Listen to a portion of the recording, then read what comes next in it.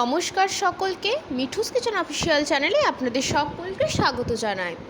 আশা করি আপনারা যেখান থেকে আমার এই ভিডিওটি দেখছেন আপনারা সকলে ভালো আছেন এবং সুস্থ আছেন। আজকে আপনাদের সাথে শেয়ার করে নেব ভীষণ লোভনীয় স্বাদের চিকেন পাতুরির রেসিপি। তাহলে চলুন রেসিপিটি শুরু করা যাক। তার জন্য প্রথমেই কড়াইয়ের মধ্যে বেশ খানিকটা পরিমাণ সর্ষের তেল গরম করে নিয়েছি। তেলটা খুব ভালো করে গরম হয়ে আসলে এর মধ্যে আমি দুটো বড় সাইজের পেঁয়াজ এইভাবে লম্বাটে করে কেটে নিয়েছি, ঝিরিঝিরি করে পেঁয়াজটাকে আমি দিয়ে দিয়েছি। পেঁয়াজটা দেওয়ার পর খানিকক্ষণ নাড়াচাড়া করে যতক্ষণ অবধি পেঁয়াজটা একটু লালচে লালচে করে ভাজা হয়ে আসছে ততক্ষণ অবধি কিন্তু পেঁয়াজটাকে খুব ভালো করে ভেজে নিতে হবে। কালারটা যখন চেঞ্জ হয়ে যাবে তখন বুঝতে হবে যে পেঁয়াজটা আমাদের ভাজা হয়ে গিয়েছে, মানে একটু লালচে করে ভেজে নেব। আর পেঁয়াজ ভাজার সময় নুন দেওয়ার কোনো প্রয়োজন নেই, কারণ পরবর্তীতে আমরা নুনটা ব্যবহার করব। পেঁয়াজটা আমাদের ভাজা হয়ে গিয়েছে। ঠিক এই পর্যায়ে আমি এখানে 300 গ্রাম মতো বোনলেস চিকেন নিয়েছি। আপনারা যতটা পরিমাণ পাতুরি বানাবেন সেই পরিমাণ মতো এখানে চিকেনটা নিয়ে নেবেন।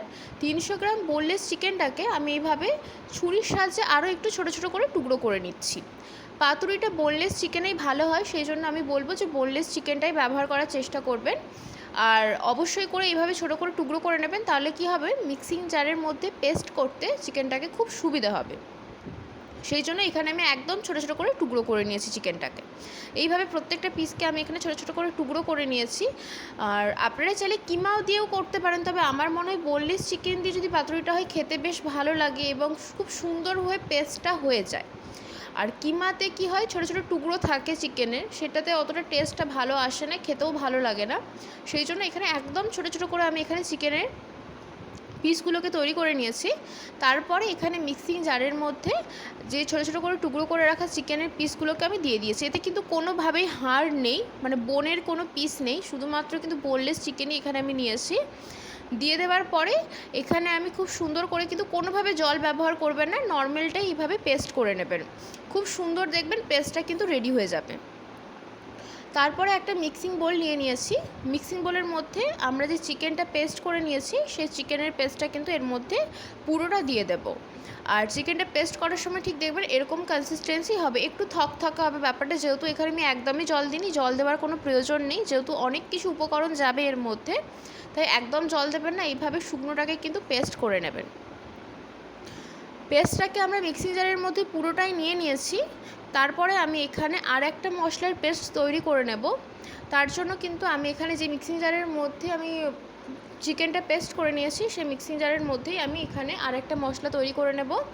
যেহেতু প্রথমে আমি এখানে পেঁয়াজ ভেজে নিয়েছিলাম, আগে থাকতে দুটো পেঁয়াজ দিয়েছিলাম, তার জন্য এখানে আমি যে পেস্টটা তৈরি করব তার জন্য একদম সামান্য পরিমাণ একটু পেঁয়াজ দেবো, মানে একটা ছোট্ট সাইজ পেঁয়াজ আমি এখানে ব্যবহার করেছি। ছোটো ছোটো করে টুকরো করে নিয়েছি পেঁয়াজটাকে, কয়েক টুকরো দিয়েছি আদা, 2 থেকে 3টে দিয়েছি কাঁচা লঙ্কা, 7-8 টুকরো দিয়েছি রসুন। তারপরে এর মধ্যে দিয়েছি বেশ খানিকটা পরিমাণ ডাঁটি শুদ্ধ ধনেপাতার ডাঁটিটা দেওয়ার চেষ্টা করবেন, এতে করে ফ্লেভারটা খুব ভালো আসে। পাতার থেকেও কিন্তু ডাঁটিতে ফ্লেভারটা খুব সুন্দর আসে। অল্প সামান্য পরিমাণ জল দিয়ে খুব সুন্দর করে একটা পেস্ট আমরা এখানে তৈরি করে নিয়েছি। ঠিক এই পর্যায়ে এর মধ্যে দিয়ে দিচ্ছি পরিমাণ মতো নুন। নুনটা বুঝে শুনে ব্যবহার করবেন, যেহেতু পেঁয়াজ ভাজার সময় কিন্তু আমরা নুন দিইনি, তাই এখানে একদম পরিমাণ মতো নুন দিয়ে দিয়েছি। তারপর দিয়েছি পরিমাণ মতো ধনের গুঁড়ো, সামান্য পরিমাণ দিয়েছি জিরের গুঁড়ো, সুন্দর একটা কালারের জন্য এর মধ্যে দিয়েছি কাশ্মীরি লঙ্কার গুঁড়ো, বেশ খানিকটা পরিমাণ দিয়েছি হলুদের গুঁড়ো এবং প্রায় 2 চামচের মতো দিয়েছি টক দই। টক দইটা দেওয়ার পরে এর মধ্যে আমি দিয়ে দেবো আমরা যে ভেজে রেখেছিলাম পেঁয়াজটা, তেল শুদ্ধ পেঁয়াজটা কিন্তু এর মধ্যে দিয়ে দিচ্ছি। যে তেলের মধ্যে ভেজেছিলাম সেই তেলটা সমেত কিন্তু আমি এখানে পেঁয়াজটা দিয়ে দেবো। এতে করে আলাদা করে আমাদেরকে আর তেল ব্যবহার করতে হবে না, যেহেতু পেঁয়াজ ভাজার তেলটাই এর মধ্যে দিয়ে দিলাম। দেওয়ার পরে সমস্ত কিছু উপকরণগুলোকে কিন্তু খুব ভালো করে হাতে করে মেখে নিতে হবে। অতি অবশ্যই করে হাতের ব্যবহারই করতে হবে, কারণ চামচে করে বা কোনো হাতের সাহায্যে মেশানো পসিবল না। যেহেতু পাতুরি, খুব ভালো করে চিকেনটাকে ম্যারিনেট করতে হবে। সমস্ত কিছু উপকরণ দিয়ে, অনেকগুলো উপকরণ রয়েছে এখানে। এইভাবে যদি চিকেন পাতুরি বাড়িতে বানিয়ে নেন, গরম ভাতের সাথে খেতে অপূর্ব লাগে। কাউকে বানিয়ে দিলে তারা বুঝতেই পারবে না যেটা চিকেন দিয়ে বানিয়ে দিয়েছেন, খুব সুন্দর খেতে হয়। এত ভালো লাগে যে কী বলবো, পাতের অর্ধেক ভাত কিন্তু এই চিকেন পাতুরি দিয়েই খাওয়া হয়ে যাবে, এতটাই লোভনীয় হয়। যারা চিকেন পাতুরি এইভাবে বানিয়েছেন এই পদ্ধতিতে, তারা জানেন যে কতটা সুন্দর খেতে লাগে। আর যারা এখনও পর্যন্ত এই রেসিপিটি ফলো করেননি তারা একবার হলেও আমার রেসিপিটি ফলো করে দেখতে পারেন। আশা করব আপনাদের ভীষণ ভালো লাগবে। গরম ভাতে তো অনবদ্য লাগে খেতে, ছোট থেকে বড় সকলের বেশ পছন্দ হবে এবং এই একটি মাত্র রেসিপি দিয়েই কিন্তু পাতের পুরো ভাত শেষ হয়ে যাবে, এতটুকু গ্যারেন্টি আমি দিতে পারি। খুব সুন্দর করে কিন্তু চিকেনটাকে এভাবে মাখিয়ে নিয়েছি, দেখুন খুব সুন্দরভাবে কিন্তু মাখানো হয়ে গিয়েছে। আর যেহেতু বলেছিলাম অনেকগুলো উপকরণ রয়েছে, সেই ক্ষেত্রে কিন্তু এখানে জল ব্যবহার করার প্রয়োজন হবে না। চিকেনের পেস্টটা কিন্তু এইভাবে থকথকেই তৈরি করতে হবে। ঢাকা দিয়ে আমি চিকেনটাকে ম্যারিনেট করে 1 ঘন্টার জন্য রেখে দিয়েছিলাম। হাতে যদি বেশি সময় থাকে বেশি সময় ধরে রাখতে পারেন, সবথেকে ভালো হয় যদি ওভারনাইট রাখেন। প্রায় 7 থেকে 8 ঘন্টা ওভারনাইট রাখলে খুব সুন্দরভাবে চিকেনটা ম্যারিনেট হয়, ওতে আরও টেস্ট ভালো আসে। ম্যারিনেশনে যত বেশি টাইম রাখতে পারবেন ততই কিন্তু চিকেনটা বেশ খেতে ভালো লাগে পাতুরি হিসেবে। যেহেতু পাতুরি কলা পাতা ছাড়া একদমই ইনকমপ্লিট, সেই জন্য এখানে ছোটো ছোটো টুকরো করে আমি এখানে কলা পাতাগুলোকে কেটে নিয়েছি, ভালো করে পরিষ্কার করে ধুয়ে নিয়েছি কলা পাতা। তারপরে আমি এখানে কলা পাতাগুলোকে গ্যাসের মধ্যে 2 পিঠ ভালো করে সেঁকে নেব। সেঁকে নেবার একটাই কারণ, যাতে যখন আমরা পাতাটাকে ফোল্ড করব পাতুরি তৈরি করার জন্য, তখন যেন পাতাটা ভাঁজ কেটে না যায়, মানে ভেঙে না যায় বা ফেটে না যায়, যেটাই বলুন না কেন। এইভাবে কিন্তু দুদিকটাকে খুব ভালো করে সেঁকে নিচ্ছি। প্রত্যেকটা কলা পাতায় এখানে আমি 2 পিঠ ভালো করে সেঁকে নেব। এখানে আমি 300 গ্রাম চিকেনে 4 থেকে 5টা আমার পাতুরি হয়েছিল।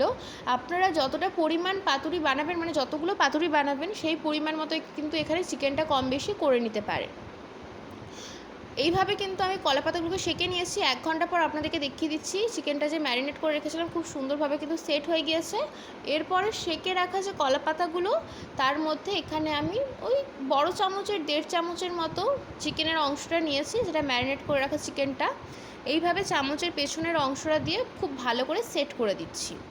খুব সুন্দর করে কিন্তু সেট করে দিয়েছি ওপর দিকটা এবং সাইডটা, মানে একটা চৌকো শেপ দেওয়ার চেষ্টা করেছি যাতে করে খুব সুন্দর লাগে দেখতে। এবং উপর থেকে একটা পাকা লঙ্কা দিয়ে দিয়েছি। আলাদা করে আর তেল দিলাম না, সর্ষের তেল আপনারা চাইলে দিতে পারেন। যেহেতু পেঁয়াজ ভাজার সময় অনেকটা পরিমাণ তেল ছিল, পেঁয়াজ ভাজার পরে সেই তেলটা পুরোটাই ম্যারিনেশনে দিয়েছি আমি, সেই জন্য উপর থেকে আর সর্ষের তেলটা দিলাম না।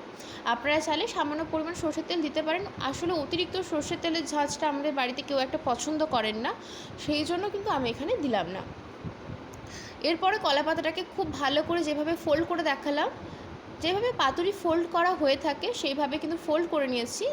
এরপরে ফোল্ড করে নেবার পরে সুতো দিয়ে পাতাটাকে খুব ভালো করে বেঁধে নেব। আপনারা যদি সুতো দিয়ে বাঁধতে না চান, যে কোনো টুথপিক দিয়েও কিন্তু পাতাটাকে এঁটে নিতে পারেন, তবে আমার মনে হয় সুতো দিয়ে বাঁধলে খুব ভালো হয়ে সিকিউর হয়ে বাঁধা হয়ে যায়। সেই জন্য কিন্তু এখানে আমি পাতাটাকে ফোল্ড করে চারিধার থেকে সুতো দিয়ে খুব সুন্দর করে কিন্তু এটাকে বেঁধে নিয়েছি, যাতে করে তেলের মধ্যে যখন এগুলোকে আমরা ভাজবো তখন একদমই খুলবে না। সেই জন্য এইভাবে কিন্তু পাতুরিগুলোকে আমি তৈরি করে নিয়েছি। দেখুন খুব সুন্দরভাবে কিন্তু পাতুরিটাকে আমি বেঁধে নিয়েছি। খুবই সহজ একটি রেসিপি, খুব কম সময় হয়ে যায়। শুধুমাত্র যা এই পাতাটাকে ফোল্ড করতে, কলা পাতাটা সেঁকতে যা একটু সময় লাগে, নাহলে খুব একটা বেশি সময় লাগে না। পাতুরি কিন্তু একদম রেডি হয়ে গিয়েছে। আপনাদের সুবিধার জন্য আমি এখানে আবারও একটা পাতুরি আপনাদেরকে তৈরি করে দেখিয়ে দিচ্ছি। সেম পদ্ধতিতেই হবে।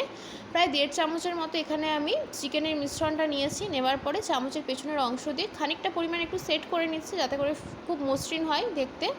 এরপরে আমি এখানে আপনাদেরকে একটা দেখিয়েও দিলাম সামান্য পরিমাণ একটু সর্ষের তেল দিয়ে ওপর থেকে, এবং একটা কাঁচা লঙ্কা দিয়ে। আপনারা চাইলে সর্ষের তেলটা দিতেও পারেন, নাও দিতে পারেন। আমি এখানে আপনাদেরকে একটা সুবিধার জন্য দেখিয়ে দিয়েছি যে সর্ষের তেল দিয়েও কিন্তু আপনারা করতে পারেন।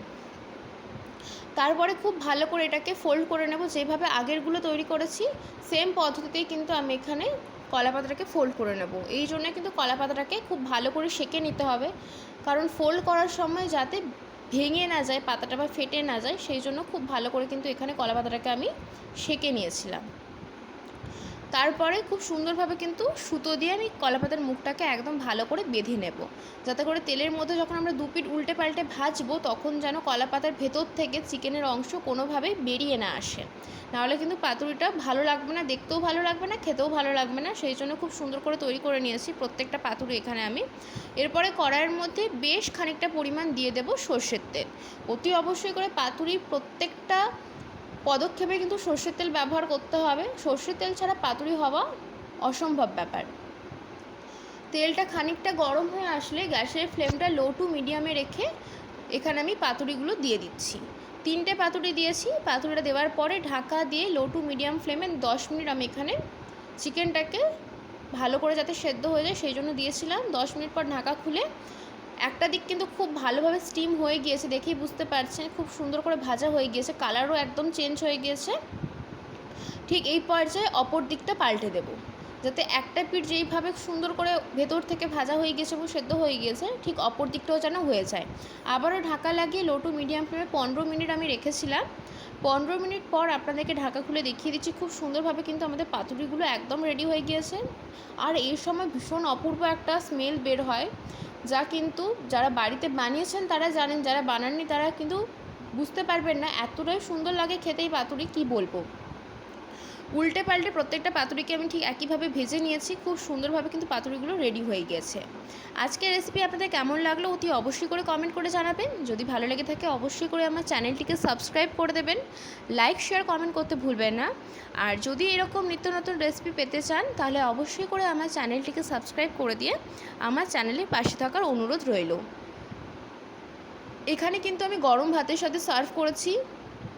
আপনাদেরকে পাতুরিগুলো আমি এখানে খুলে দেখিয়েও দেবো। সুতোটাকে প্রথমে একটা কাঁচির সাহায্যে আমি কেটে নিয়েছি, আপনারা চাইলে হাতের সাহায্যেও বাদ দিয়ে দিতে পারেন, যেহেতু অনেকটা ফোল্ড করে সুতোটাকে আমি পেঁচিয়েছিলাম যাতে পাতুরির ভেতরের চিকেন যে অংশটা রয়েছে সেটা যেন কড়াইয়ের বাইরে বেরিয়ে না যায়, সেই জন্য আমি এখানে ছুরির সাহায্যে বা কাঁচির সাহায্যে যে কোনো বলুন না কেন কেটে নিয়েছি। তারপরে পাতুরিটাকে আমি খুলে দেখিয়ে দিচ্ছি, এত সুন্দর হয়েছে যে কি বলবো, গরম ভাতে অমৃত লাগে খেতে। বাড়িতে অবশ্যই করে একবার ট্রাই করে দেখতে পারেন রেসিপিটি, আর ট্রাই করে থাকলে কিন্তু জানাতে পারেন যে আপনাদের এই রেসিপিটি কেমন লাগলো। গরম ভাতে মেখে খেতে অপূর্ব লাগে, আর যারা বাড়িতে বানিয়েছেন তারা তো জানেনই কতটা টেস্টি হয়, কিন্তু আমি বলবো যারা এখনও পর্যন্ত রেসিপিটি বাড়িতে ট্রাই করেননি এইভাবে, তারা একবার হলেও আমার এই রেসিপিটিকে ফলো করে বাড়িতে চিকেন পাতুরি এইভাবে একবার বানিয়ে দেখুন।